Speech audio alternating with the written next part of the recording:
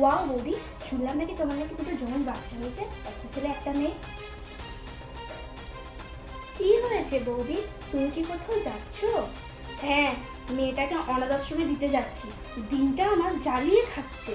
কেন বৌদি, মেয়ে তো হচ্ছে লক্ষ্মীর আরেক রূপ, তাহলে তুমি ওকে কেন অনাথ আশ্রমে দিতে যাচ্ছ বৌদি? আচ্ছা, তাহলে তুমিই রাখো একে।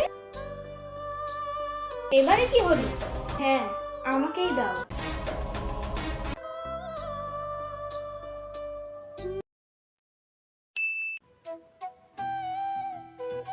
আরে বৌদি, এসো না, ভিতরে এসো, এসে বসো।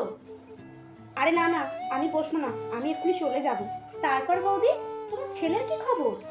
আমার ছেলের কথা কি আর বলবো, সে তো সারাদিন বাড়িতেই থাকে, কাজকর্ম কিছুই করে না, দিনরাত সারাদিন শুধু টোটো করে ঘুরে বেড়ায় আর গুন্ডামি করে।